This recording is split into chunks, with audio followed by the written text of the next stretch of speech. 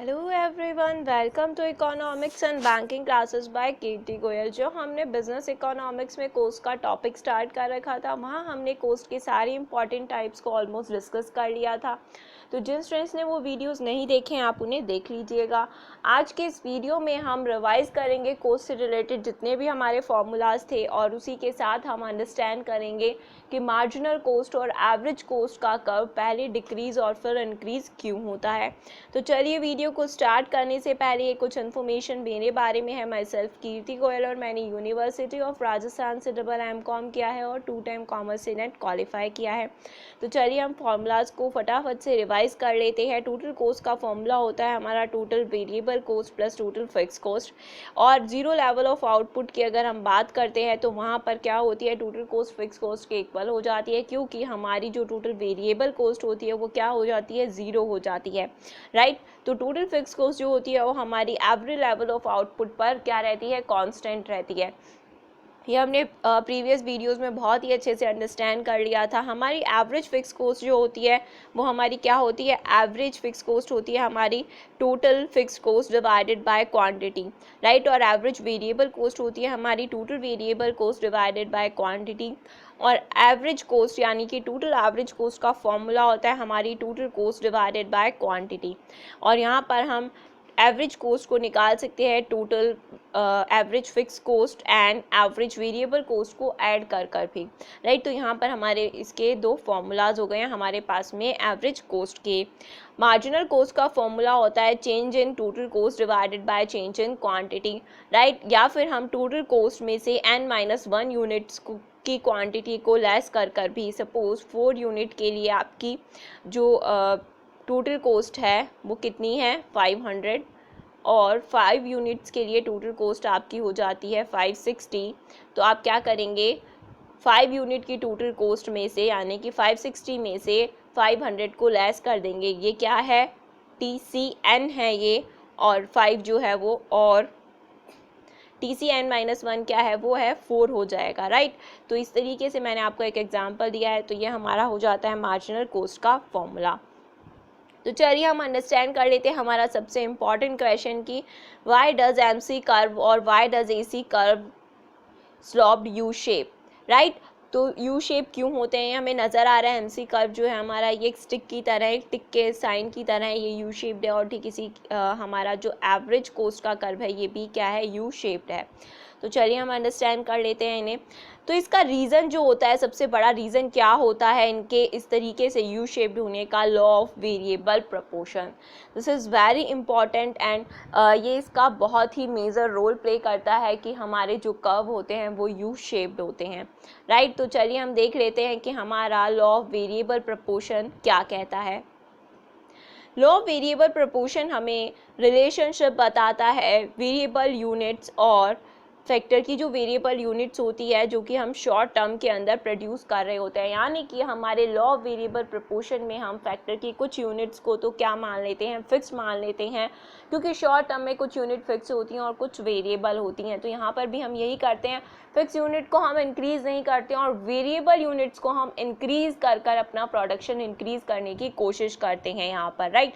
तो यही बोल रहा है कि फिक्स जो फैक्टर होते हैं वो कांस्टेंट रहते हैं, और रिलेशनशिप जो होता है फिक्स्ड और वेरिएबल के बीच में, और फिर जब हम वेरिएबल से हमारी क्वांटिटीज़ को इंक्रीज़ करना चाहते हैं तो उसे ही हम क्या कहते हैं, return to a variable factor.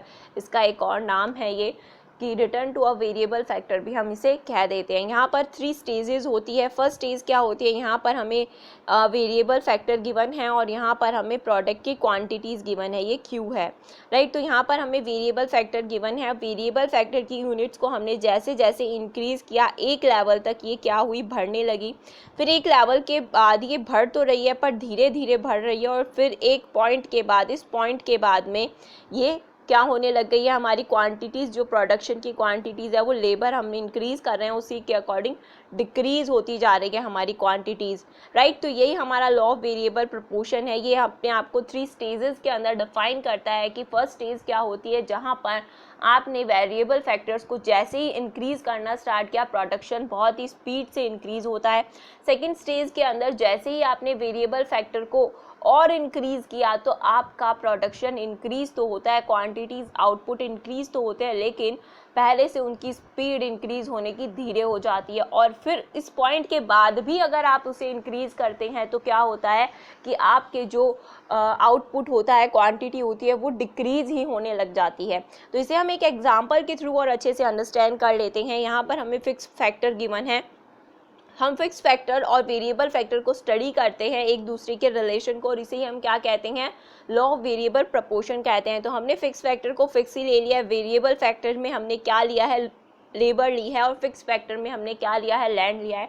यानी कि हमारे पास एक ज़मीन है और वहाँ पर हम फार्मिंग करना चाहते हैं, खेती करना चाहते हैं, तो वहाँ पर हम लेबर को इंक्रीज़ करते जा रहे हैं, और ये हमारे पास क्या है, ये हमारे पास आउटपुट है, क्वांटिटी है प्रोडक्ट्स की। तो चलिए हम देखते हैं, जब हमारी लैंड जो है वो हमारे पास 1 एकड़ की लैंड है और उस पर कोई भी लेबर की यूनिट नहीं लगा रखी थी हमने, तो हमारी क्वांटिटी कितनी प्रोड्यूस हो रही थी, 0 क्वांटिटी हमारी प्रोड्यूस हो रही थी। इसके बाद में हमने क्या किया, हमारी फिक्स फैक्टर तो हमेशा फिक्स्ड ही रहता है, हमने एक लेबर को वहाँ पर लगाया, तो हमारी जो फिज़िकल क्वांटिटी यानी कि जो हमारी क्वांटिटी आउटपुट था वो कितना हो गया है, 2 हो गया है, दो यूनिट्स हो गया है। फिर हमने 2 लेबर जब वहाँ पर लगाई तो 6 हो गया है, 3 लगाई तो 12 हो गया, 4 लेबर को वहाँ पर लगाया तो 16 हो गया, 5 लेबर को लगाया तो 18 हो गया, 6 को लगाया तो फिर 18 पर ही कांस्टेंट हो गया, और 7 को लगाया तो ये क्या होने लग गया, यहाँ से डिक्रीज़ होना स्टार्ट हो गया, 14 ही रह गया हमारा प्रोडक्शन। और जैसे ही हमने 8 लेबर्स को लगाया तो हमारा प्रोडक्शन और भी डिक्रीज़ हो गया। तो अगर आप यहाँ पर ध्यान से देखें कि जब हमने फर्स्ट 1 लेबर लगाई तो हमारा यहाँ का डिफरेंस कितना आया, 4, राइट। पहले जब एक भी लेबर नहीं थी तो कितना डिफरेंस था, 2, फिर 4 हो गया, और फिर हमने जब 3 लेबर को लगाया तब तक भी हमारा डिफरेंस क्या था, यानी कि प्रोडक्शन की स्पीड जो थी वो इंक्रीज़ हो रही है, 2, 4 और 6 हो रही है। पर जैसे ही हमने 4 लेबर को लगाया तो क्या हुआ, हमारी जो प्रोडक्शन की स्पीड थी वो पहले कितनी थी, 6 थी, लेकिन अब वापस से रिड्यूस होकर कितनी हो गई है, 4 हो गई है।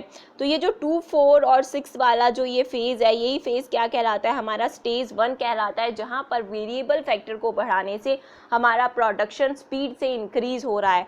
सेकेंड स्टेज के अंदर इंक्रीज़ तो हो रहा है, 12 से 16 भी हुआ है, 16 से 18 भी हुआ है, लेकिन यहाँ पर क्या हो रहा है, स्पीड डिक्रीज़ हो रही है, 4 से 2 हो गई, 6 से 4 हो गई, राइट। तो ये जो हमारी स्टेज है ये क्या है, हमारी सेकंड स्टेज है, जहाँ पर प्रोडक्शन वेरिएबल फैक्टर को बढ़ाने से इंक्रीज़ तो हो रहा है लेकिन डिक्रीजिंग रेट से इंक्रीज़ हो रहा है। और जो हमारा थर्ड स्टेज है, वो थर्ड स्टेज हमारी क्या है कि हमने जैसे ही हमारी 6 यूनिट के बाद में 7 यूनिट्स लेबर की लगाई तो हमारा जो प्रोडक्शन आउटपुट था वो डिक्रीज़ ही होने लग गया। तो ये हमारी क्या है, थर्ड स्टेज है। तो आई होप आपको ये लो वेरिएबल प्रोपोर्शन का समझ में आया होगा। वैसे हम इसे एक डिफरेंट हमारे वीडियो के अंदर अंडरस्टैंड करेंगे कम्प्लीटली, लेकिन आज इस क्वेश्चन का आंसर अंडरस्टैंड करने के लिए हम इसे यहाँ पर लेकर आए हैं। तो आई होप आपको ये समझ में आया होगा कि इस लो के कारण क्या होता है कि अगर आपने अपनी कॉस्ट को पहले, क्योंकि आपकी वेरिएबल कॉस्ट पहले क्या होती है, एक एडिशनल यूनिट के लिए कम होती है, तो इसीलिए हमारी जो मार्जिनल कॉस्ट होती है वो क्या होती है, पहले डिक्रीज़ होती है और फिर इंक्रीज़ होती है, क्योंकि जैसे जैसे फिर हमारी कॉस्ट बढ़ती है उस रेशो में हमारी क्वांटिटीज़ इंक्रीज़ नहीं होती हैं।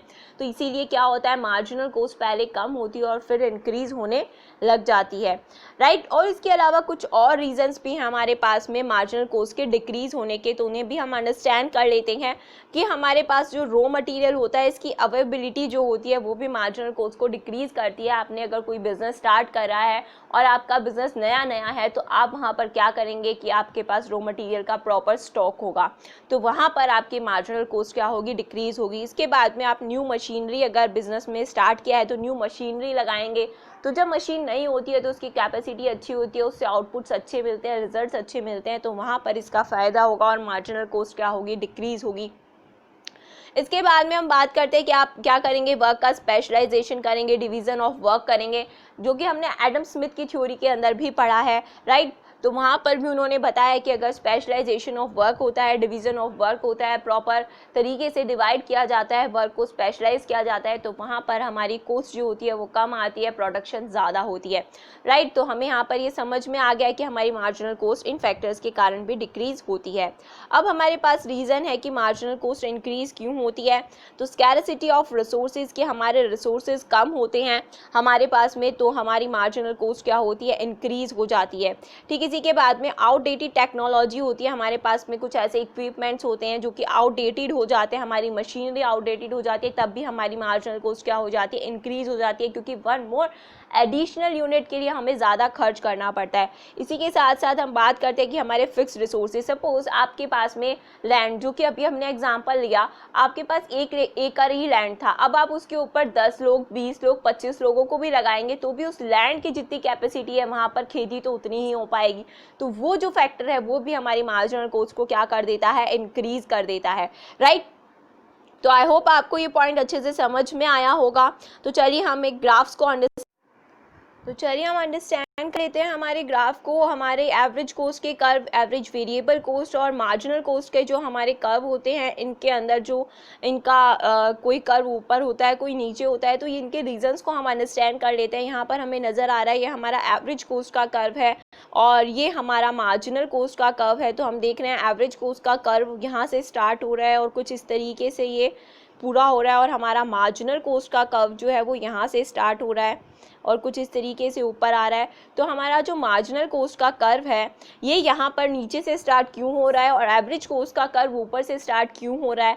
तो इसका रीज़न ये है कि हमारी जो मार्जिनल कोस्ट होती है वो वन मोर एडिशनल यूनिट की कोस्ट होती है, और अभी अभी हमने अंडरस्टैंड किया था कि हमारा जो लॉ होता है, लॉ ऑफ वेरिएबल प्रोपोर्शन का, वहाँ पर हमने क्या देखा था कि स्टार्टिंग के अंदर हमारी वन मोर यूनिट को प्रोड्यूस करने के लिए जो एडिशनल कोस्ट आती है वो बहुत ही कम होती है, यानी कि कोस्ट कम होती है और प्रोडक्शन ज़्यादा होता है। तो हम यहाँ देख रहे हैं कि हमारी जो कोस्ट है वो 6 रुपीज़ है और हमारी 1 यूनिट का प्रोडक्शन हुआ। जैसे ही हमारे कोस्ट हमारी क्या हो गई है, डिक्रीज़ हो गई है, 5 यूनिट्स के आसपास हो गई है, 5 रुपीज़ हो गई है और हमारी आउटपुट यूनिट इंक्रीज़ हो गई है। इसके बाद में हमारी कोस्ट और भी डिक्रीज़ हो गई है यहाँ पर और हमारी आउटपुट यूनिट्स इंक्रीज़ हो गई है। पर इस लेवल के बाद में क्या हो रहा है, हमारी कोस्ट लगातार क्या हो रही है, इंक्रीज़ होती जा रही है, राइट। ये क्यों हो रहा है, ये लॉ ऑफ वेरिएबल प्रोपोर्शन की सेकंड स्टेज के कारण हो रहा है, राइट। और उसके बाद में थर्ड स्टेज के कारण भी कि वहाँ पर भी कोस्ट क्या होती जा रही है, इंक्रीज़ होती जा रही है।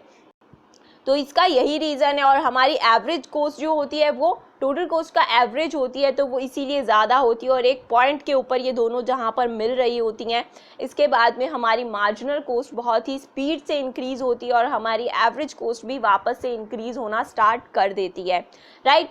अब हमें यहाँ पर एक चीज़ और समझनी है कि ये कर्व है हमारा एवरेज वेरिएबल कोस्ट का कर्व है और ये हमारा कर्व है एवरेज कोस्ट का कर्व है। तो इन दोनों कर्व के बीच का जो ये गैप हमें नज़र आ रहा है, ये क्या है, ये गैप है हमारा एवरेज फिक्स कोस्ट को रिप्रेजेंट कर रहा है, जो कि हमने जब टोटल कोस्ट और वेरिएबल और फिक्स कोस्ट को अंडरस्टैंड किया था तब भी अंडरस्टैंड किया था कि यहाँ पर जो ये गैप हमें नज़र आ रहा है ये क्या है, हमारा एवरेज फिक्स कोस्ट का है। इसीलिए क्या होगा कि एवरेज कोस्ट और एवरेज वेरिएबल कोस्ट का कर्व कभी भी एक दूसरे को टच नहीं करेगा, ये दोनों एक दूसरे से पैरेलल चलेंगे हमेशा।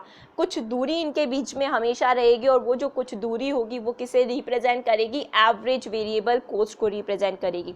तो आई होप आपको ये वीडियो अच्छे से समझ में आया होगा, पसंद आया होगा और यूज़फुल लगा होगा। तो अगर आपको ये वीडियो यूज़फुल लगता है तो please like, share and subscribe and press on bell icon for further notification. Till then keep learning. Thank you.